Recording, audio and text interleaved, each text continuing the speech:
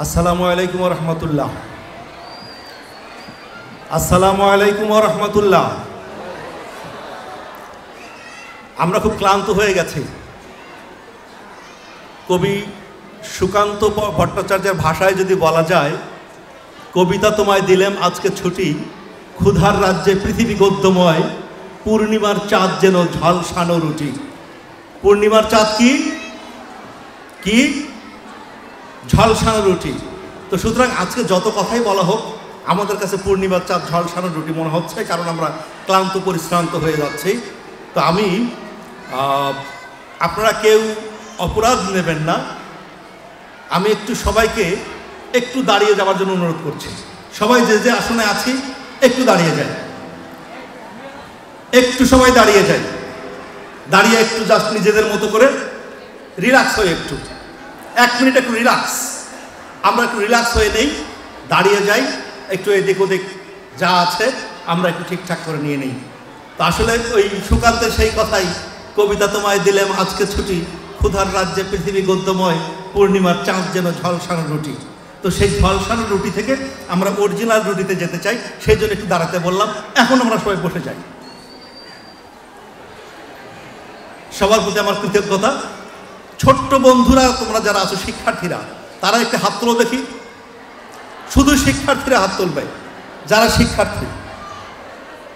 শিক্ষার্থী তারাই আমরা হাত তুলব। আচ্ছা, হাত তুলব। যদি আমরা এরকম বলি তাহলে কি বোঝায়? আপনি যা বলছেন তা শুনব না। যদি এইরকম বলি তাহলে কি বোঝায়? আমার একটা প্রশ্ন আছে, যদি এইরকম বলি তাহলে কি বোঝায়? আপনি যা বলেছেন কি আপনার সাথে একমত। যদি এইরকম বোঝায়, আপনার সাথে পুরোপুরি আছি। আপনারা কি দেখি একটু সবাই এরকম হয় কিনা?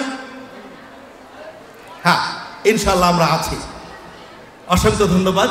আমি একটু কষ্ট করালাম এই কারণেই, ক্যালিফোর্নিয়া ইউনিভার্সিটি, কোন ইউনিভার্সিটি? ক্যালিফোর্নিয়া ইউনিভার্সিটিতে একটা গবেষণা হয়েছে 2023 সালে। সেখানে তারা বলেছেন যে এক সময় মানুষের কনসেন্ট্রেশন, মনোযোগটা 2 ঘন্টা পর্যন্ত ছিল, একটানা 2 ঘন্টা পর্যন্ত মনোযোগ রাখতে পারত। আস্তে আস্তে কমতে কমতে 2004 সালে এসে সেইটা দাঁড়িয়েছে 74 সেকেন্ডে। কত সেকেন্ডে? 74 সেকেন্ড। 2021 সালে এসে দাঁড়িয়েছে 47 সেকেন্ড। মানে আপনি আপনার একেবারে কনসেন্ট্রেশনটা 47 সেকেন্ড পর্যন্ত ধরে রাখতে পারছেন। আমরা নামাজে যখন দাঁড়াই, আমার মনোযোগ কতটুকু থাকে এটা কিন্তু প্রমাণ কোন জায়গায়? নামাজে। দাঁড়ানোর সাথে সাথেই হঠাৎ করে এই 47 সেকেন্ডের মধ্যে মন চুরি হওয়া শেষ, আর একদিকে চলে যাচ্ছে, আবার টেনে আনছি, আর একদিকে চলে যাচ্ছে। মানে তার মানে কি দাঁড়াচ্ছে? অথচ রসুলের সময় কেমন ছিল? নামাজে দাঁড়িয়ে গেছে, খাম্বার মতো মনে হচ্ছে, পাখি মাথার উপরে বসছে, মনে করছে এটা খাম্বা দাঁড়িয়ে আছে। তার মানে মনোযোগ, কনসেন্ট্রেশনটা এখন আমাদের কমে আসছে, আমাদের অবজারভেশন ক্ষমতাটা কমে আসছে, আমাদের সক্ষমতাটাও কি হয়ে যাচ্ছে? কমে আসছে। তো এই কমে আসার ক্ষেত্রে তো যেটা বলা হয়, এই জন্য বাইরের দেশগুলো তারা বলে যে 2 ঘন্টার বেশি কোনো আলোচনা অনুষ্ঠান করা ঠিক না। কয় ঘন্টা? 2 ঘন্টা পর্যন্ত মানুষের সহ্য ক্ষমতা থাকে। 2 ঘন্টার পরে মনে হয় যে কি বলছে, এত প্যাস প্যাস করছে। এখন আব্দুল মালেক ভাই এখানে যিনি আছেন, আব্দুল মালেক ভাই, আমরা তাকে আইকন জেনেছি কলেজ জীবন থেকে।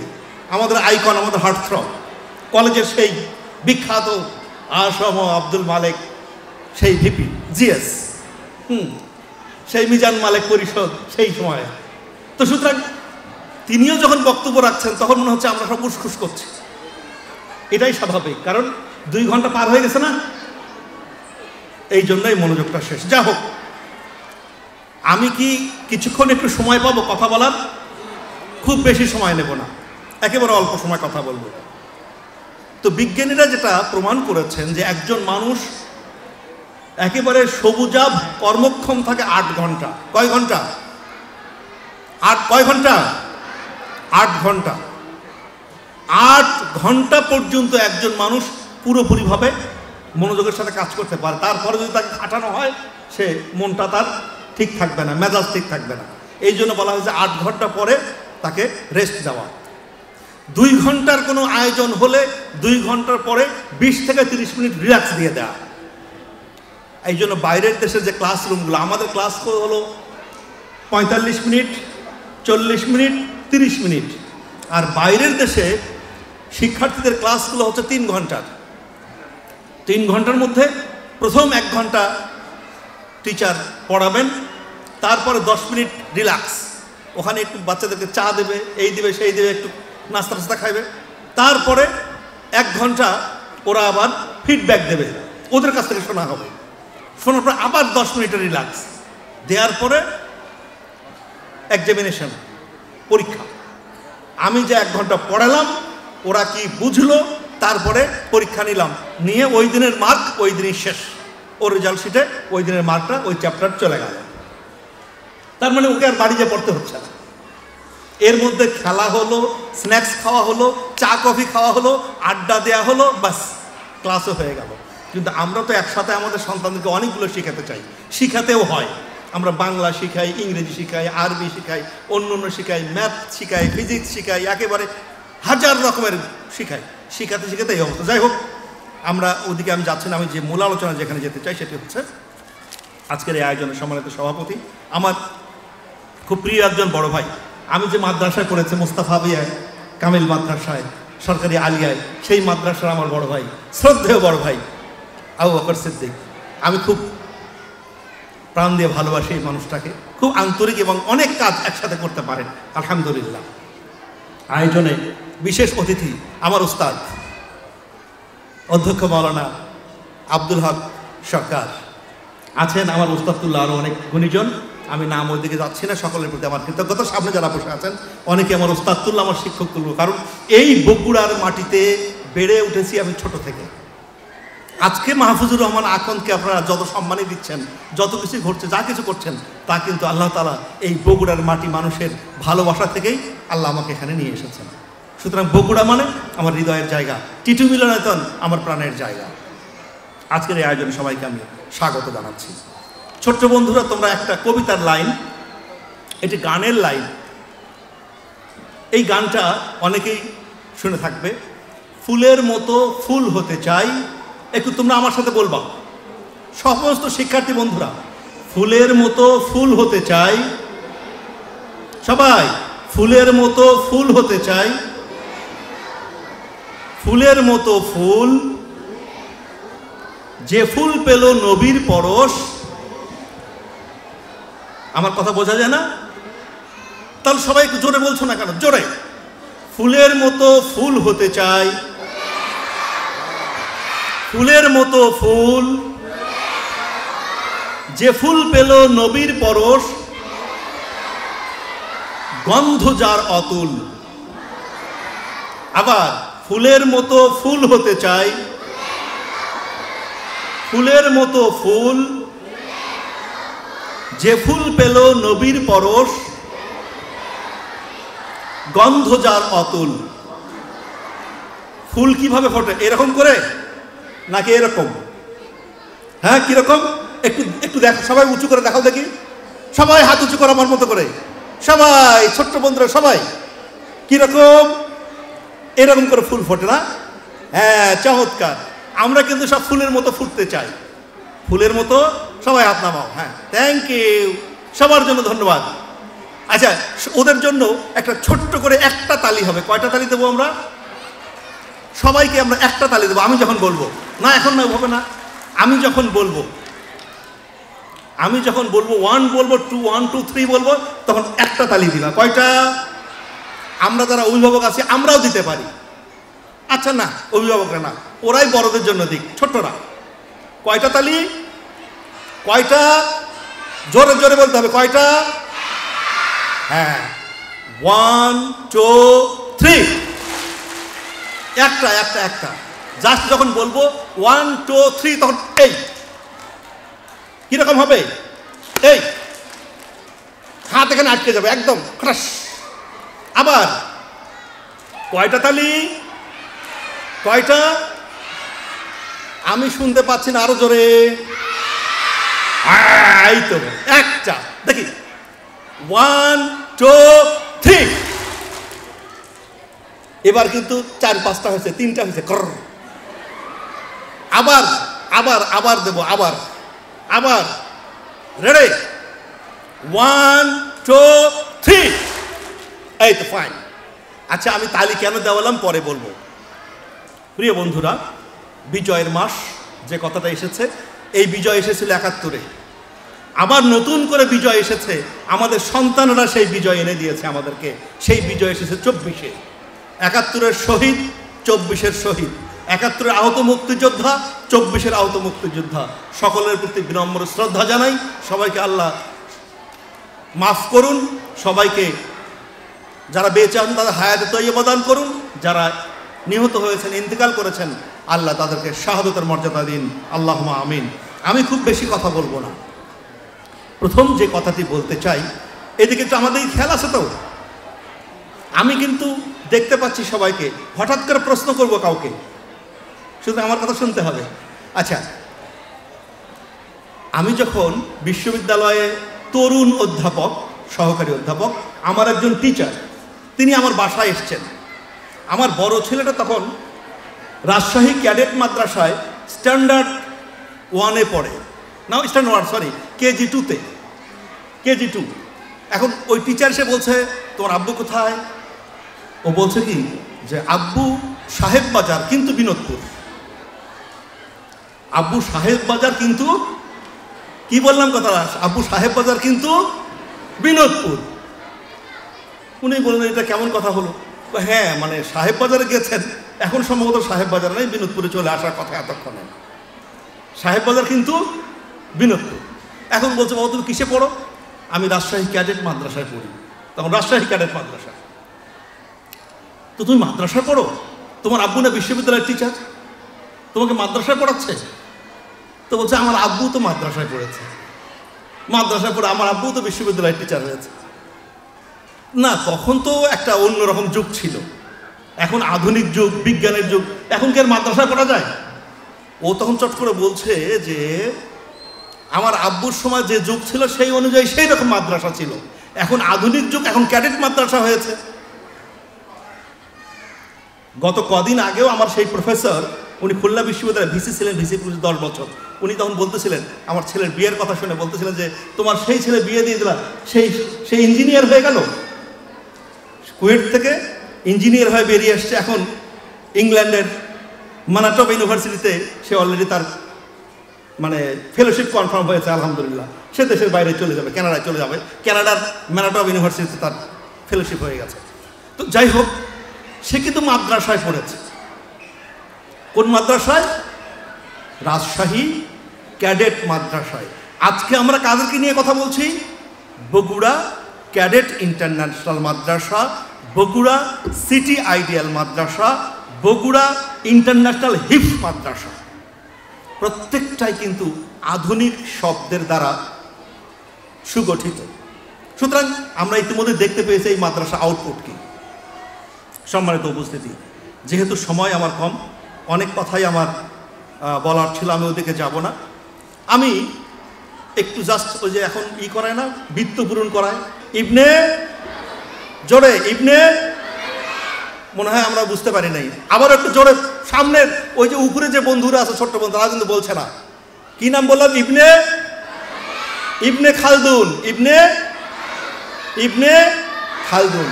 সে ইবনে খালদুন বলেছেন যে যদি কোনো মানুষ 4টা শর্ত মেনে চলে তার জীবনে, সে দুনিয়ায় এবং আখেরাতে সফল হবে। কয়টা শর্ত? কয়টা? কয়টা? 4টা। প্রথমটা হচ্ছে ইলমিয়াত। প্রথমটা কি বললাম? জোরে সবাই, কি বললাম? প্রথমটা হচ্ছে ইলমিয়াত।